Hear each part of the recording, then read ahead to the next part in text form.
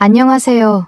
저는 30대 유부남이에요. 약 2년 정도 연애한 후 작년에 결혼했고요. 아내는 저보다 4살 어린 연하입니다. 지금은 서울에서 살고 있는데 저희는 쌍둥이 처제와 함께 지내고 있어요. 원래는 처제가 서울로 이직하면서 딱 한 달 정도만 저희 집에 머물기로 했어요. 그런데 최근 들어 집값이 너무 많이 오르다 보니 가진 돈으로는 괜찮은 전월세 집을 구하기가 쉽지 않더라고요. 그래서 자연스럽게 계속 저희와 함께 살게 된 거죠. 마침 저희 집에 방도 남아 있었고 처제랑은 연애 때부터 자주 봐서 익숙한 사이라 처제도 서로 불편함이 없었어요. 아내랑 처제는 1분 차이로 태어난 일란성 쌍둥이라 정말 여러모로 비슷한 점이 많아요. 좋아하는 음식이나 취향도 똑같고 얼굴이나 체형도 거의 판박이죠. 게다가 입는 옷 스타일이며 머리 스타일까지 너무 닮아서 연애할 때는 두 사람이 저를 못 알아본다며 장난을 치기도 했어요. 그래도 이렇게 3년 정도 함께 지내다 보니까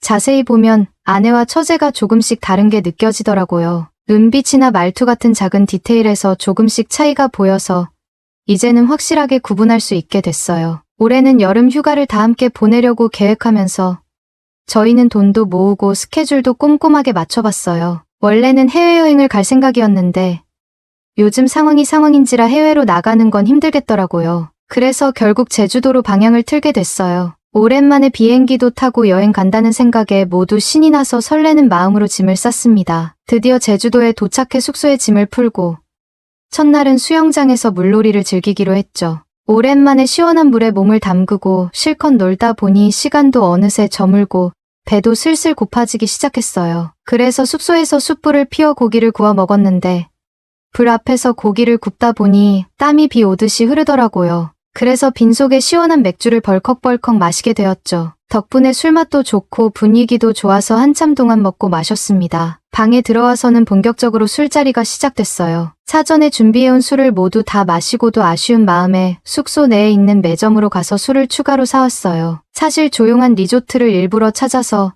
배달 음식 같은 건 주문이 안 됐거든요. 그래서 결국 과자며 라면으로 안주 삼아 계속 술잔을 비워가며 놀았습니다. 아내와 처제는 엄청난 주량을 자랑하는 쌍둥이답게 저와 대적하듯이 마시더라고요. 아무래도 둘 다 저와는 달리 술이 좀 더 강해서 결국 제가 먼저 완전히 취하게 되었어요. 거의 정신을 못 차리면서 방으로 기어가듯이 들어갔던 게 아직도 생생해요. 기절하기 직전에 간신히 정신줄을 잡고 방에 도착해 침대에 쓰러졌던 기억이 납니다. 침대에 누워있다 보니 두 여자가 수다 떠는 소리가 들려오더라고요. 그런 소리를 들으면서 자연스럽게 잠이 들었는데 한참을 자던 중 갑자기 유리병이 깨지는 소리에 놀라 잠이 확 깨버렸어요. 알고 보니 아내와 처제가 완전 취해서 비틀거리며 정리하다가 술병을 떨어뜨린 거였어요. 저는 얼른 일어나 두 사람을 소파로 옮겨 앉히고는 식탁이랑 주방을 정리하기 시작했어요. 쌓인 빈병들과 음식 쓰레기를 다 모아 밖에 버리려고 잠시 숙소 밖으로 나갔다가 돌아왔죠. 돌아와 보니 거실 소파에서 거의 잠들어 있던 두 여자는 이미 자리를 옮겨 있었어요. 아내는 제가 자던 침대 위에서 자고 있었고 처제는 소파에 그대로 누워 잠들어 있더라고요. 저도 어느 정도 뒷정리를 마무리한 후에 불을 끄고 방으로 들어갔습니다. 몸은 피곤하고 술도 거의 깨서 그냥 자야지 싶었는데 아까 그 깨어난 소리가 꽤 컸는지 마음이 좀 진정이 안 되는 거예요. 그래도 잠들어야 하니까 조심스럽게 팔베개를 해주며 아내를 제 품으로 안았습니다. 그러자 자연스럽게 아내가 제 품 안으로 쏙 들어오는 느낌이 들었어요. 그런데 그런 모습을 보고 있자니 이상하게 소중이가 반응하며 마음이 진정이 되지 않는 거예요. 이런 상태로는 도저히 잠들 수가 없었죠. 그래서 조심스럽게 방문을 잠그고 아내를 부드럽게 감싸며 위로 올라갔는데 아내도 기다렸다는 듯이 반응해주더라고요. 그렇게 서로 뜨거운 감정을 나누었습니다. 뒤에서 아내를 안고 사랑을 나누던 중에 갑자기 어깨에 보이지 않았던 작은 하트 모양의 문신이 눈에 들어왔어요. 너무 놀라서 자세히 얼굴을 보니 그 사람이 아내가 아닌 처제였던 거예요. 순간적으로 멈추고 어떻게 해야 하나 망설이는데 처제가 오히려 몸을 움직이며 계속하라고 하는 거예요. 그 상황에서 저도 어찌할 새 없이 계속하게 되었고 결국은 처제의 깊은 곳에 마무리를 해버렸습니다. 술이 이미 다 깬 상태에서 저는 완전히 정신이 아득해졌어요. 서둘러 처제를 깨워 소파로 옮기고 소파에서 자고 있던 아내를 침대로 눕혔어요. 그제야 마음이 조금 안정됐지만 아무 일도 없다는 듯 편안하게 잠들어 있는 그 두 사람을 보고 있자니 마음이 복잡해지더군요. 그러다 지쳐서 결국은 바닥에 누워 깜빡 잠이 들었습니다. 다음 날 아침, 처제가 저를 깨우면서 아침 먹어야죠라고 하길래 정말 깜짝 놀라 벌떡 일어났습니다. 전날 밤에 일어난 일이 떠오르면서 혹시 처제가 기억하는 건 아닌지 걱정이 머릿속을 가득 채웠어요. 만약 무슨 말을 꺼내면 제가 뭐라고 대답해야 할지 수십 가지 생각들이 머리를 스치고 지나갔죠. 어찌저찌 식탁에 앉아 해장용 라면을 먹기 시작했는데 입으로 먹는 건지 코로 먹는 건지 분간도 안 되는 기분이었어요. 계속 아내와 처제의 눈치를 보게 되고 자꾸만 그들의 말이나 행동에 신경이 곤두서더라고요. 다행인지 모르겠지만 두 사람은 전날 술을 많이 마셔서 너무 힘들다며 다시는 술을 안 마시겠다는 다짐 비슷한 얘기를 했어요. 전혀 마음에 없는 소리들이라는 걸 저도 알지만 그 순간에는 그냥 그 말이 고맙기만 했습니다. 그런데 처제가 문득 어젯밤에 이상한 꿈을 꿨나 봐요. 이상하게 몸이 쑤시네요 라고 말하는 순간 저는 심장이 철렁 내려앉았어요. 처제의 그 한마디가 얼마나 저를 불안하게 만들었는지 모릅니다. 혹시나 전날 일이 꿈인 줄 알고 있는 건 아닌지 아니면 그냥 몸이 피곤해서 하는 소리인지 헷갈리고 그 말이 가시처럼 찌르더라고요. 아내와 처제 앞에서 아무렇지도 않은 척 하려고 애써 노력했지만 머릿속은 복잡하고 마음은 점점 더 무거워졌습니다. 그렇게 눈치만 보며 마음 졸이던 4박 5일간의 제주도 휴가를 마치고 드디어 집으로 돌아왔습니다. 집에 도착하자마자 아내는 여행 내내 피곤했던 탓인지 방으로 들어가자마자 바로 잠에 빠져들었고요. 저도 쉴까 하다가 여행 가방을 정리하고 빨래도 하려고 분주하게 움직이고 있었죠. 그런데 그때 처제가 조용히 제 옆으로 다가오는 겁니다. 그리고는 뜻밖의 말을 하더라고요. 사실 그날 밤의 모든 일을 다 기억하고 있다고요. 저는 순간 머리가 하얘졌어요. 처제가 이어서 말하기를 원래는 저와 관계를 가지려고 침대에 누운 건 아니었는데 어느 순간 제가 위에 올라타 있다는 걸 느꼈다고 했어요. 그런데 그 느낌이 너무 좋아서 거부할 생각도 안 들고 그냥 모르는 척 있었다는 거예요. 그러면서 처제가 갑자기 진지한 표정으로 지금 제 방으로 가요 하는 거예요. 언니는 한번 잠들면 업어가도 모를 정도로 깊이 자니까 걱정하지 말라는 말을 덧붙이면서 제 팔을 잡고 거실에서 자기 방으로 끌고 가려고 했습니다. 저는 너무 당황해서 이러면 안 돼. 그날은 실수였잖아. 라며 어떻게든 말리려고 했지만 처제는 저와의 그날 밤이 너무 좋았다며 굳이 해야겠다는 말과 함께 저를 끌고 방으로 데려가 침대에 눕혔습니다. 그렇게 처제의 방에서 2번이나 관계를 가지게 되었고 끝나고 나서야 방을 빠져나올 수 있었습니다. 방을 나오면서 보니 아내는 여전히 깊게 잠들어 있었어요. 저는 그제야 한숨을 쉬며 아무 일도 없었던 것처럼 다시 집안일을 하기 시작했습니다. 마음은 복잡하고 몸은 지쳤지만 그저 조용히 아무 일도 없다는 듯이 일상으로 돌아가려고 애썼습니다. 그날 이후로 처제는 틈만 나면 저에게 신호를 보내기 시작했습니다. 아내가 지방 출장을 가는 날에는 아침부터 메신저로 빨리 퇴근하라고 재촉하며 하루 종일 메시지를 보내곤 해요. 오늘도 처제가 제 회사 앞으로 찾아와서 함께 점심을 먹자고 했는데 막상 만나자마자 급하다고 말하며 근처 모텔로 향했습니다. 저도 놀랍게도 아내와의 관계보다 처제와의 관계에서 더 잘 맞는 속궁합과 끌림을 느끼게 되었습니다. 물론 아내와도 관계는 좋지만 뭔가 처제와는 더 특별한 무언가가 있다는 느낌이 들더라고요. 사실 저는 그날의 일을 술김에 일어난 사고일 뿐이라고 여러 번 처제에게 말하며 관계를 그만두자고 설득해봤어요. 그런데 그때마다 처제는 근데 왜 계속 관계를 가지는 거예요?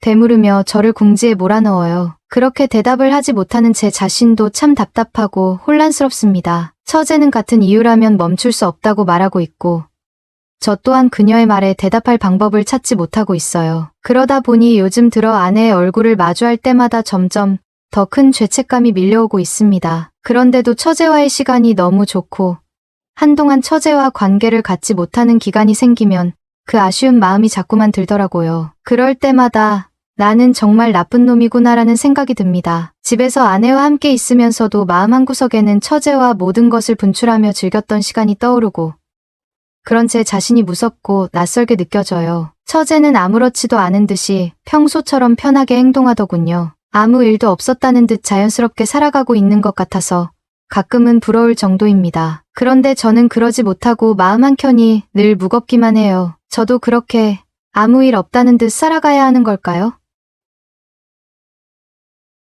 안녕하세요. 제 이야기를 한번 하고자 합니다. 윤리적으로 비판을 받을 수 있어 이름은 모두 가명입니다. 우리는 지금 거의 모든 지인분들의 연락을 끊고 살며 앞으로 해외로 이민을 갈 예정입니다. 그럼 본격적으로 이야기하겠습니다. 저와 형은 어릴 적 부모님께서 사고로 일찍 돌아가셔서 할머니 손에서 자랐고, 그마저도 할머니가 제 나이 11살 때 노안으로 돌아가시면서 우리는 고아가 되었습니다. 형은 저보다 8살 많았고 대학 진학을 포기하고 19살부터 저를 먹여 살리려고 생업에 뛰어들었습니다. 형 덕분에 저는 국내 명문대에 들어갔고 악착같이 공부를 해서 전액 장학금으로 대학을 마쳤습니다. 형은 저의 졸업을 앞두고 3년 사귄 형수님과 7개월 전에 결혼식을 올렸습니다. 그리고 제가 금융회사에 취직을 했다는 소식을 듣고 형과 형수님은 맛있는 한우를 사준다며 같이 차를 타고 이동하다 대형 교통사고를 당하고 말았습니다. 병원에서 깨어났을 때 가장 먼저 본 사람은 형수인 박지연이었습니다. 그녀는 아직도 사고 당시의 옷을 입고 있었고 긴 생머리가 뒤엉켜 있었습니다. 그녀의 큰 눈은 눈물로 벌겋게 부어 있었습니다. 그제야 저는 형이 없다는 사실을 알게 되었습니다. 형이 위기 순간 우리를 보호하려고 핸들을 꺾어서 형수님은 타박상 정도만 입었고 저는 다리가 골절됐고 척추에 충격을 가해서 의사 말로는 빠르면 반년 정도는 지나야 회복될 수 있다고 했습니다. 만약 상처가 감염되면 상황이 더 나빠질 수 있다고 했죠. 부모님이 일찍 돌아가시고 왕래하는 친척도 없었습니다. 사실 저는 형이 키워준 것이나 다름없는데 이제 형마저도 떠나버렸습니다. 형수님은 큰 슬픔 속에서도 장례를 치르고 저를 돌봐주느라 바빴습니다. 큰 충격을 받은 저는 저 때문에 형님이 돌아가셨다는 자괴감에 나날이 우울해 갔으며 여러 번 안 좋은 생각을 했었습니다. 형수님은 이런 저를 보며 분노했고 정신 차리라고 뺨을 세게 때렸습니다. 너의 형이 이러려고 너를 살렸니? 너의 형이 지금 너의 모습을 보면 얼마나 가슴 아파할 줄 아니? 네가 잘 살아야지 그래야 네 형이. 형수님은 끝내 말을 멈추고 밖으로 나갔습니다. 저는 형수님의 눈물 글썽이는 모습을 보며 정신 차리기로 했습니다. 형수님이 저를 원망하지 않는 것만 해도 다행인데 매일 다양한 국을 끓여주고 음식도 만들어주셨습니다. 처음에 제가 전혀 움직일 수 없을 때는 매일 제 몸을 닦아주셨죠. 형수님이 따뜻한 수건을 들고 제 몸을 닦아주실 때 그녀의 빨개진 귀를 보고 저는 숨을 참고 천장을 바라보며 아무렇지 않은 척했습니다. 나중에 제가 조금 회복되었을 때 의사 선생님은 벽을 짚고 복도를 천천히 걸으라고 하셨습니다. 형수님은 운동 시간이 될 때마다 제게 운동하라고 침대 옆에 오셔서 힘없는 어깨로 저를 지탱하며 한 걸음 한 걸음 옮겨주셨습니다. 어느 날 운동 시간이 되었는데도 형수님이 오지 않아서 저는 스스로 일어나 보기로 했습니다. 몇 번 자세를 바꿔가며 힘을 주다 드디어 일어설 수 있었죠. 폭도를 천천히 걸으며 땀이 나기 시작했습니다. 형수님께 제가 일어설 수 있다는 것을 보여드리고 싶어졌죠. 그런데 폭도 끝에 있는 코너를 돌자 형수님이 얼굴을 가리고 울고 있는 모습이 보였습니다. 그 후 전화가 울렸고 대화를 통해 형수님이 왜 슬퍼하는지 알게 되었습니다. 형수님은 저를 돌보느라 자주 휴가를 내셨고 그로 인해 회사에서 해고된 것이었습니다. 형수님의 떨리는 어깨를 보면서 저는 말로 표현할 수 없는 감정을 느꼈습니다. 4개월이 좀 넘었을 때 형수님은 저의 고집에 이기지 못해 재퇴원을 허락해 주셨습니다. 저는 빨리 걸을 수 있게 되길 원했고 빨리 일을 해서 돈을 벌고 싶었습니다. 형수님에게 모든 생활 부담을 지우지 않으려고 했던 거죠. 저는 대학교 때도 계속 장학금을 받았고 2학년 때는 창업한 선배와 함께 프로젝트를 하면서 많은 경험을 쌓았습니다. 졸업 전에 이미 한 금융회사에서 고액 연봉을 제안받았지만 그 교통사고로 인해 모든 것이 중단되었습니다. 집에 돌아간 첫날 밤 저는 이미 잠이 들었지만 갑자기 소변이 마려워 형수님을 불러 도움을 청하려고 했습니다. 그런데 화장실에서 물 흐르는 소리가 들렸습니다. 형수님은 저녁에 이미 샤워를 하셨는데 왜 밤에 또 씻고 있는지 의아했습니다. 생각하던 중 물소리 속에서 형수님의 불안한 목소리가 섞여 들렸습니다. 그제서야 형수님이 무엇을 하고 있는지 깨달은 저는 잠이 확 달아났습니다. 스스로에게 형수님도 겨우 26살의 젊은 여자라는 사실을 되새기며 욕망을 억제하기 어려웠을 거라고 이해하려 했습니다. 우리 집은 옛날 24평 아파트라 화장실이 한 개밖에 없었습니다. 저는 다시 방으로 들어갔고 잠시 후 형수님이 나오는 소리가 들렸습니다.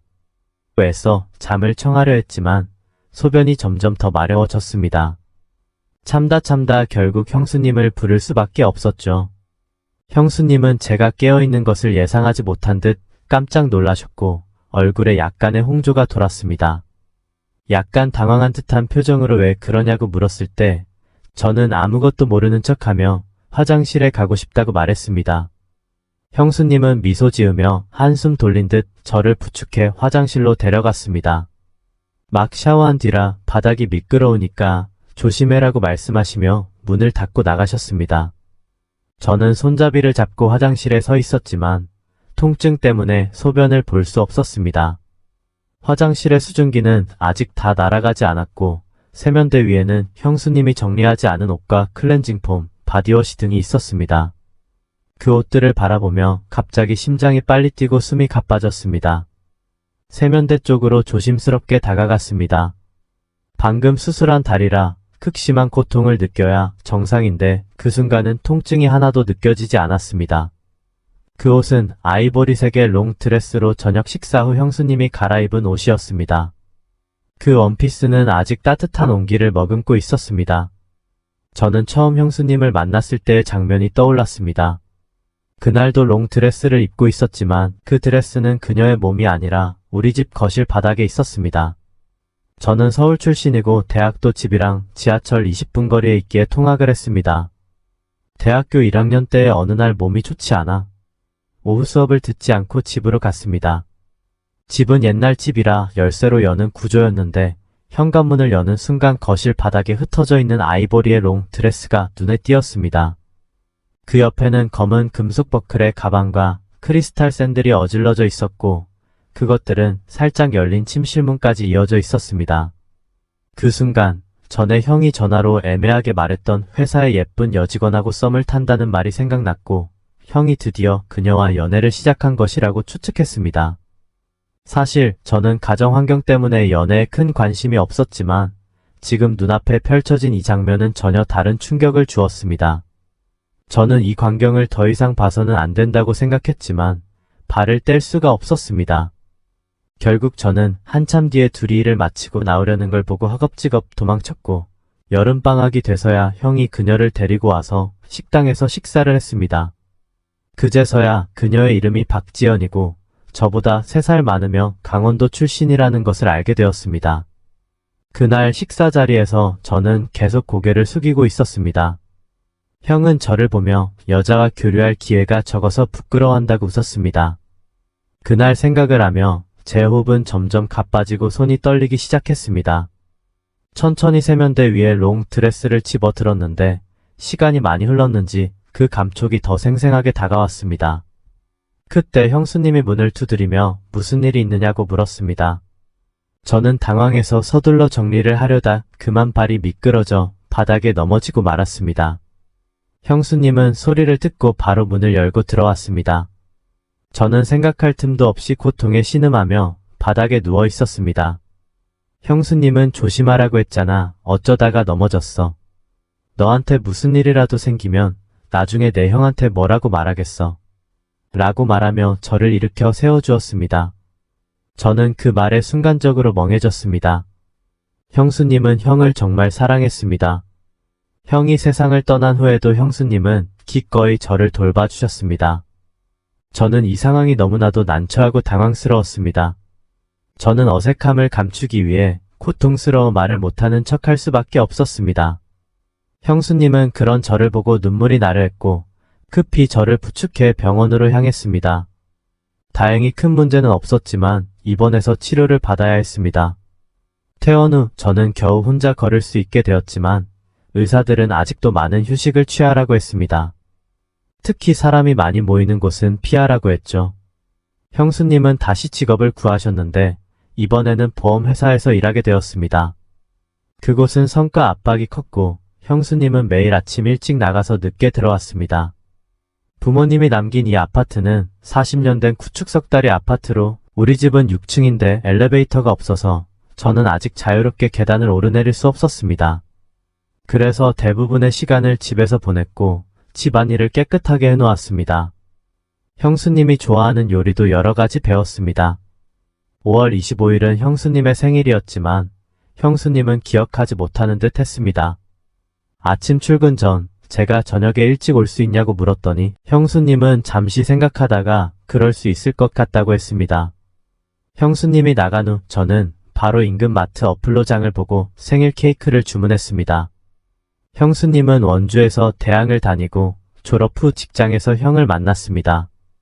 올해 형은 없지만 제가 형수님의 생일을 챙겨드리고 싶었습니다. 저녁 6시가 되어 저는 식탁에 앉아 형수님을 기다렸습니다. 폭도에서 들리는 발소리에 귀를 기울이며 기대하고 또 실망했습니다. 7시가 되었을 때 더 이상 참을 수 없어서 형수님에게 전화를 걸었지만 휴대폰은 꺼져 있었습니다.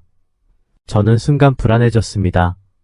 그동안 걷는 것이 많이 나아졌지만 형수님은 계속해서 계단을 조심하라고 당부하셨습니다. 저는 형수님에게 또 다른 걱정을 끼치기 싫었지만 이 상황에서는 형수님이 무슨 일이 생긴 건 아닌지 걱정되었습니다. 콜택시를 부르고 외투를 입고 휴대폰을 들고 집을 나섰습니다. 계단을 내려가는 것이 느렸지만 조심스럽게 한 걸음씩 안전하게 내려갔습니다.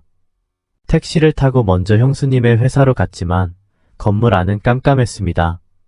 어떻게 해야 할지 몰라 망설이던 차에 형수님이 얼핏 오늘 어느 한 회사에 보험 업무가 있어 그 회사에 간다고 들은 것 같았습니다.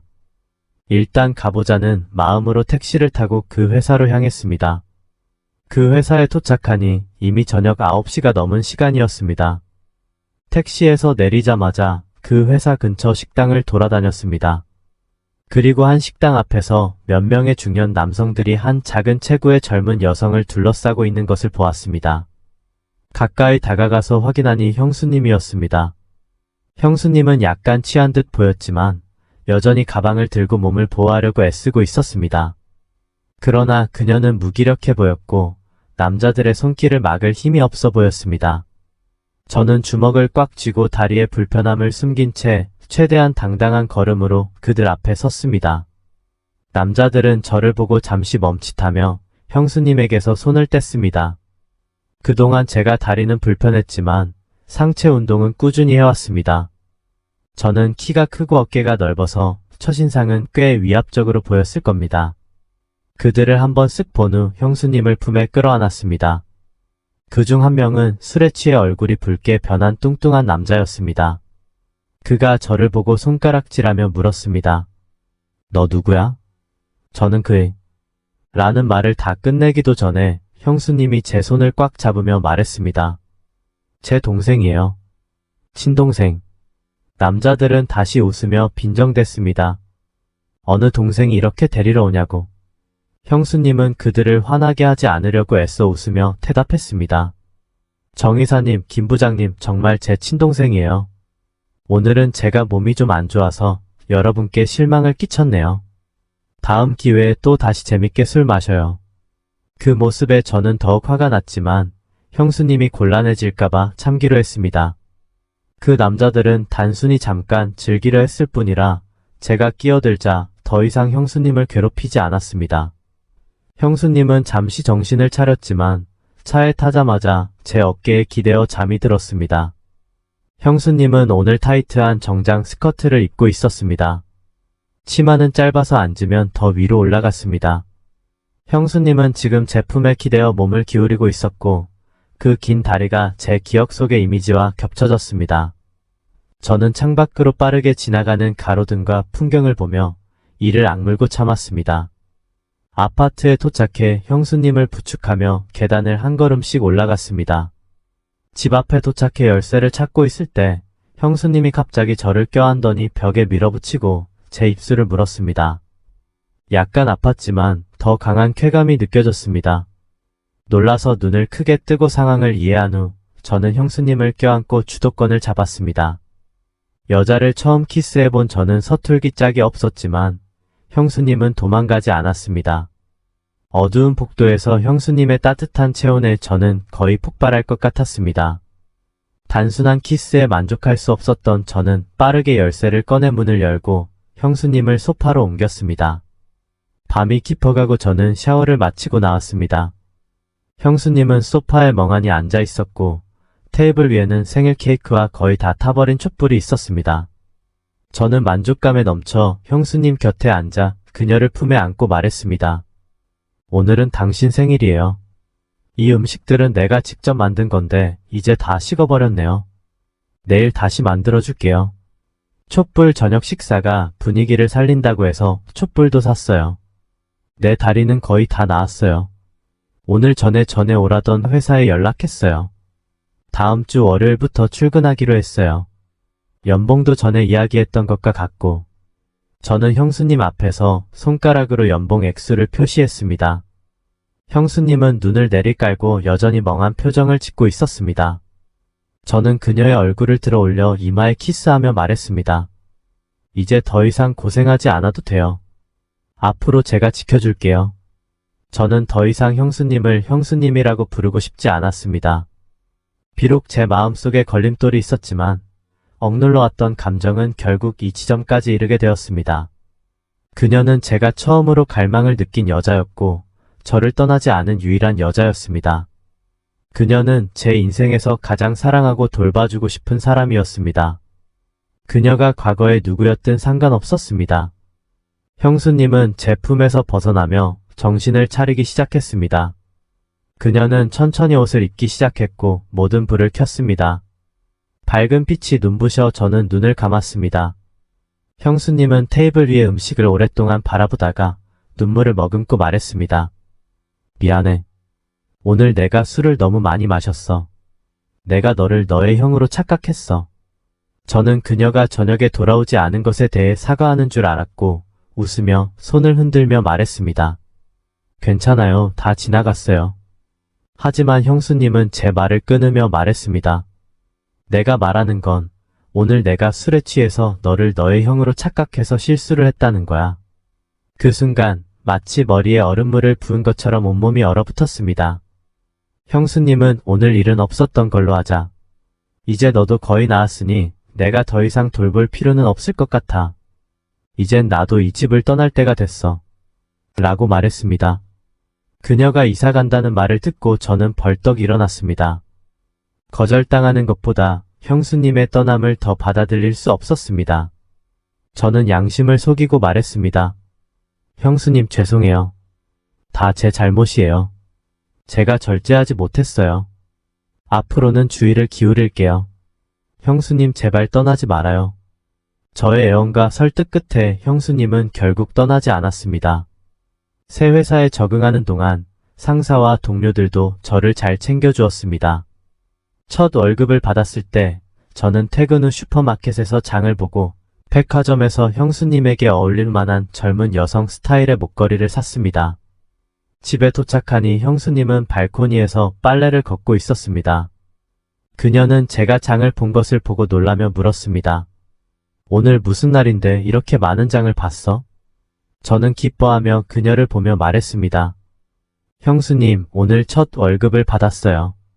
손 더럽히지 마세요. 제가 할게요.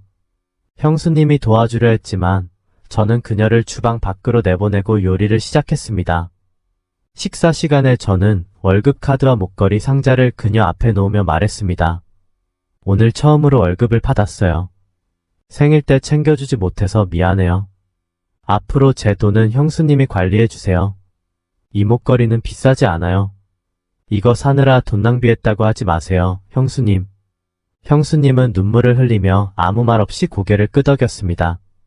저는 그녀가 울음을 멈추길 기다리며 계속 음식을 그녀에게 건네주었습니다. 알았어. 내가 잘 보관할게. 나중에 내가 결혼할 때 써야 할 돈도 내가 맡아둘게. 형수님, 저는 여자친구 사귀지 않을 거예요. 너는 훌륭하니까 분명 좋은 여자를 만나게 될 거야. 저는 그 당시 형수님이 떠나기로 결심했을 줄은 꿈에도 몰랐습니다.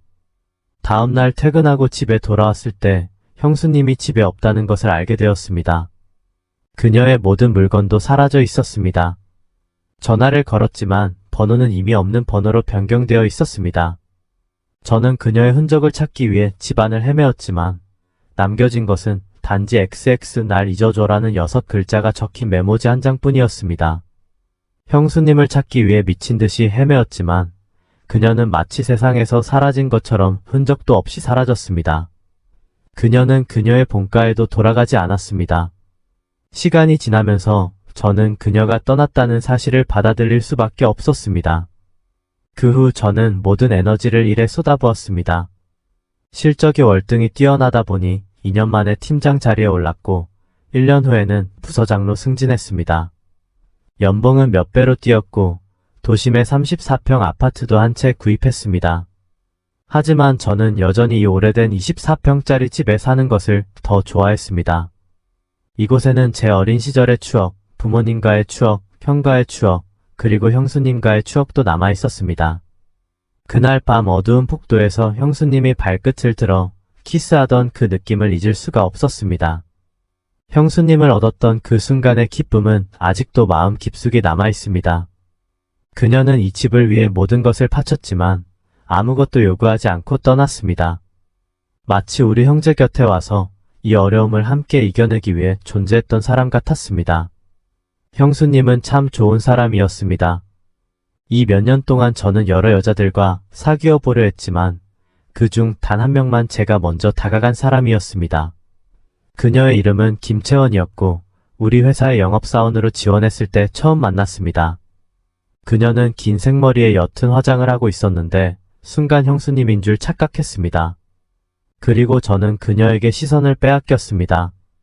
그녀가 저를 힐끔 쳐다볼 때 그 눈빛은 순수하고 청초하며 약간의 수줍음도 느껴졌습니다. 저는 그녀를 우리 팀에 남기기로 했고 그녀는 저의 팀원이 되었습니다. 그녀의 업무 능력은 그다지 뛰어나지 않았지만 저는 그녀에게 반복적으로 설명해주는 것도 전혀 귀찮지 않았습니다. 그녀에게는 나 자신도 놀랄 정도의 인내심을 발휘할 수 있었습니다. 정규직으로 전환되었을 때 김채원은 저에게 감사의 메시지를 보냈고 저녁 식사에 초대했습니다. 저는 흔쾌히 응했습니다. 그날 저녁 그녀는 아이보리색의 롱드레스를 입고 있었는데 목선이 깊게 파이고 허리 양쪽에 트임이 있는 디자인이었습니다. 그 드레스는 그녀의 청순함을 약간 깨뜨리는 느낌이었습니다. 저녁 식사 후 그녀는 약간 취한 듯 제게 기대며 집까지 데려다 줄 수 있냐고 물었습니다. 저는 대리운전을 불러 그녀의 집으로 향했습니다. 그녀의 집은 지하철 옆 오피스텔이었고 깔끔하게 정리되어 있었습니다. 그녀의 나이 또래 여자들이 좋아할 만한 스타일이었습니다. 집에 들어서자 그녀는 저를 벽에 밀치고 고개를 들어 제게 키스하기 시작했습니다. 한편으로는 제 셔츠 단추를 풀기 시작했는데 그 손길이 매우 능숙했습니다. 저는 그녀에게 물었습니다. 콘돔 있니? 그녀는 모호하게 제 목을 살짝 깨물며 그녀가 피임약을 먹을 수 있다고 말했습니다. 그 순간 저는 흥미가 거의 사라졌습니다. 그녀가 천천히 제 앞에 무릎을 꿇으려 할 때 저는 그녀의 손을 잡고 일으켰습니다. 미안해, 오늘은 내가 술을 너무 많이 마셨어. 그렇게 말하며 그녀의 당황한 눈빛을 뒤로하고 셔츠 단추를 채우고 차 열쇠를 집어들고 떠났습니다. 이후 김채원은 몇 번 더 저를 찾았지만 제가 냉담하게 대하자 더 이상 찾아오지 않았습니다. 그녀는 형수님보다 훨씬 영리하고 현실적이었습니다. 입사 1년 후 그녀는 이 회사를 발판으로 삼아 다른 회사로 이직했습니다. 그 후로 1년이 지나 저는 업무상 부산지사로 2달간 내려가야 했습니다. 저를 맞이한 매니저 이현수는 저와 같은 나이였고 부산에 먹고 놀 수 있는 장소들에 대해 잘 알고 있었습니다. 저녁 식사 후 그는 저를 고급 클럽으로 데려갔습니다. 그는 몇 명의 미녀들을 불러 선택하라고 했습니다. 둘을 골라서 카드게임 하세요. 하지만 저는 흥미가 없어 좋은 술 몇 병을 주문하고는 술을 잘 마신다고 말했습니다. 그는 크게 웃으며 말했습니다. 잘 찾아오셨네요. 여기에는 좋은 술과 미녀가 가득하답니다. 그러면서 술 판매 매니저를 불러주겠다고 했습니다. 술을 소개하는 매니저로 형수님이 들어온 것입니다. 형수님은 슬릿이 깊게 파인 드레스를 입고 머리를 단정하게 올리고 깨끗한 화장을 하고 있었습니다. 그녀는 우아하고 세련되어 보였습니다. 형수님과 저는 서로를 보고 잠시 멍해졌습니다. 형수님은 재빨리 저의 시선을 피하며 다양한 양주를 소개하기 시작했습니다. 4년 만에 다시 본 형수님은 전혀 변하지 않았고 오히려 더 매력적이었습니다. 저는 그녀를 넋놓고 바라보았고 술의 이름들은 하나도 기억나지 않았습니다. 옆에 있던 이현수는 저의 이상한 반응을 눈치채고는 저와 형수님을 번갈아 보았습니다. 그는 제 귀에 대고 말했습니다. 여기 술을 소개하는 매니저는 손님을 접대하지 않습니다. 하지만 원하시면 제가 도와드릴 수 있습니다. 저는 고개를 저으며 말했습니다. 필요 없어요. 그건 그녀에게 모욕이 될 거예요. 그날 밤 저는 많은 술을 주문했습니다. 중간에 이현수가 화장실에 간 사이 형수님이 저에게 다가와 앉으며 술을 줄이라고 말했습니다. 그녀의 손을 잡아 가슴에 얹고 목이 메인 채로 물었습니다. 당신이 정말 나를 걱정하는 건가요? 정말 나를 신경 쓰는 건가요? 형수님의 눈은 붉어졌고 눈물이 뚝뚝 떨어졌습니다. 미안해. 저는 눈물이 핑 돌며 그녀를 끌어안고 말했습니다. 당신이 없는 동안 내가 어떻게 지냈는지 알아요? 당신이 떠난 후 내가 얼마나 힘들었는지 알아요? 형수님은 더 많이 울기 시작했습니다. 나와 함께 가요. 나와 결혼해요. 우리 함께해요. 형수님은 고개를 저으며 계속해서 싫다고 했습니다. 저는 그녀를 강제로 데리고 나와 택시에 태워 호텔로 데려갔습니다. 그날 밤 저는 술에 취해 난동을 부렸고 형수님은 밤새 울었습니다. 저는 그녀에게 돌아와서 저와 함께 살고 결혼하자고 말했지만 그녀는 거부했습니다. 결국 그녀는 아이와 함께 있어야 한다고 말했습니다. 아이라는 단어를 들었을 때 저는 멍해졌습니다. 형수님은 서울을 떠난 지 2년 후 재혼했다고 했습니다. 작년에 이혼했고 아들은 그녀와 함께 지낸다고 했습니다. 야근할 때는 함께 사는 좋은 친구가 아이를 돌봐준다고 했습니다. 형수와의 재회는 저를 깊은 좌절과 분노로 몰아넣었습니다. 마음속의 시기와 아픔, 심지어는 분노까지 느꼈습니다. 형수님이 왜 갑자기 낯선 사람과 결혼하고 그에게 아이를 낳아준 것인지 이해할 수 없었습니다. 이혼 후 혼자 아이를 키우는 삶을 선택한 그녀의 결정에 더욱 혼란스러웠습니다. 그 남자는 형수님에게 아무것도 주지 않았습니다. 그러나 그는 형수님과 법적으로 인정받는 부부였습니다. 반면 저는 아무리 노력하고 성공해도 형수님의 눈에는 언제나 철없는 아이로 보였습니다. 형수님은 제 경솔한 행동을 한 번도 혼내지 않았지만 더 이상 진전하려 하지 않았습니다. 얼마 후 저는 고등학교 동창 모임에 참석했습니다. 저는 반에서 꽤 성공한 편이라 저를 아부하려는 사람들이 많았습니다. 저는 지루해져서 담배를 피우기 위해 밖으로 나갔습니다. 담배를 피우던 중 평소 저와 말이 별로 없던 승우가 내려와 담배를 피우기 시작했습니다.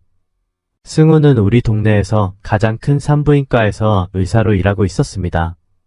그는 저를 보며 망설이다가 결국 제 어깨를 툭 치며 물었습니다. 야, 너 형수님 잘 지내? 저는 그가 왜 갑자기 형수님에 대해 묻는지 의아해하며 물었습니다. 왜 갑자기 형수님 얘기를 해? 형수님을 알아? 승우는 잠시 생각하더니 조심스럽게 말했습니다. 네, 형수님 그 아이를 낳았어? 저는 담배를 피우던 손이 떨리며 물었습니다. 무슨 아이? 승우는 연기를 내뿜으며 설명했습니다.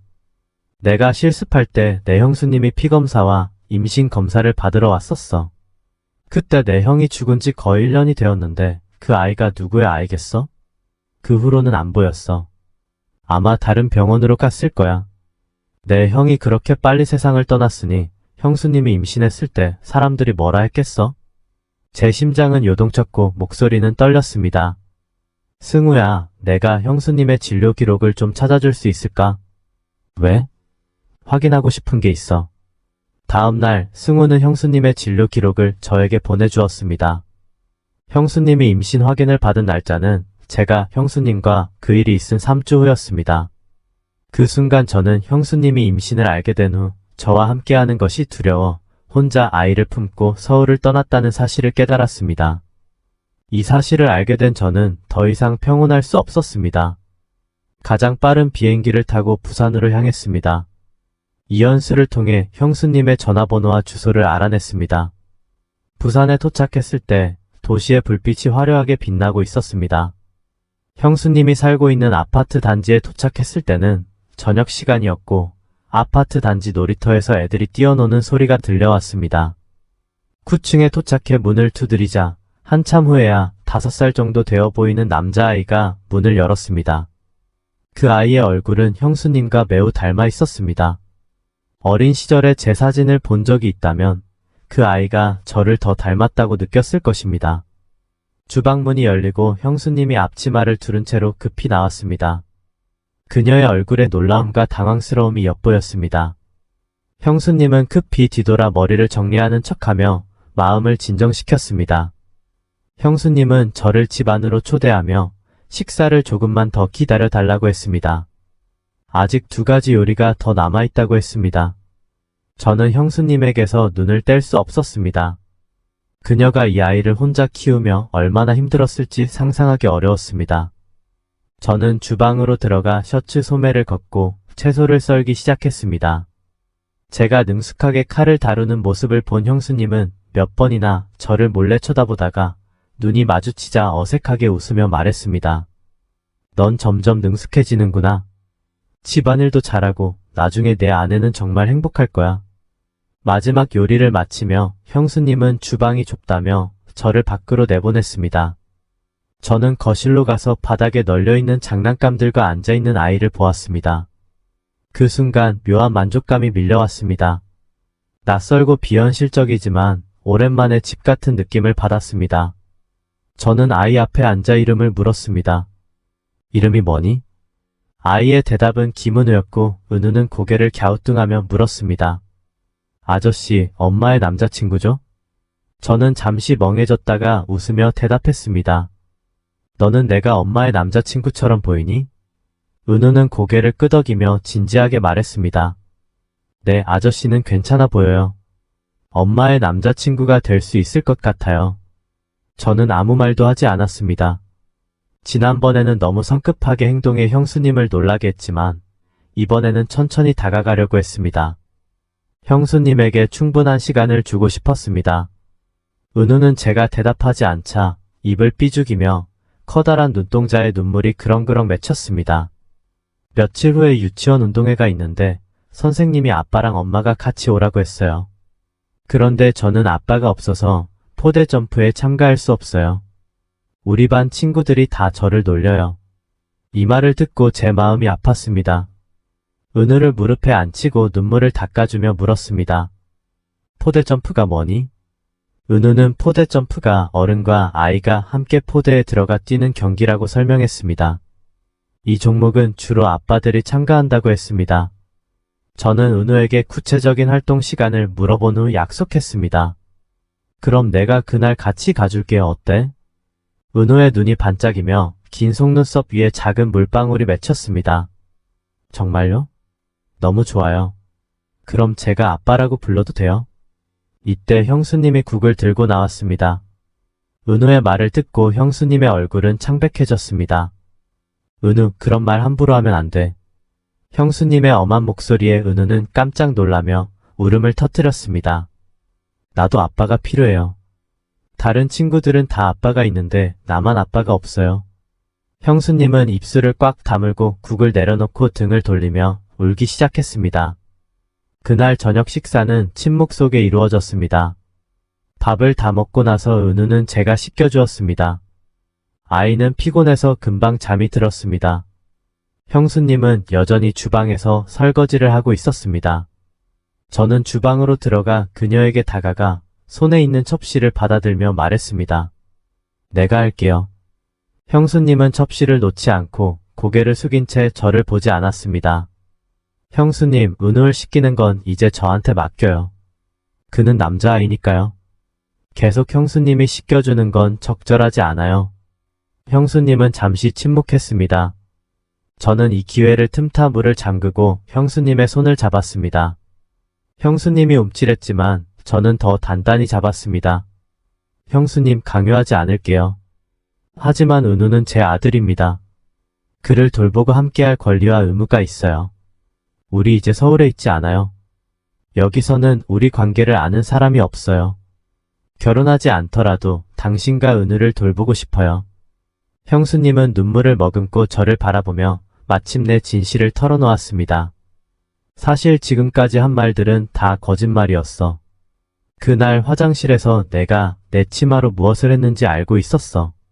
그날 내 생일에 너를 형으로 착각한 게 아니었어. 난 그저 내 감정을 마주할 용기가 없었어. 형을 배신하는 것 같았고 나쁜 여자가 되는 것 같았어. 그래서 도망쳤어. 임신을 알게 되었을 때 너무 괴로웠어. 결국 수술대에 누웠지만 너와 내 아이를 지우지 못했어. 형수님은 눈물을 흘리며 말했습니다. 은우에게 미안해. 나는 최선을 다했지만 더 좋은 방법이 없었어. 형수님의 말을 들으며 저는 그녀의 손을 더 꽉 잡고 말했습니다. 형수님, 이제는 괜찮아요. 당신은 더 이상 혼자 힘들게 살 필요 없어요. 제가 있어요. 우리가 함께 할 수 있도록 해줘요.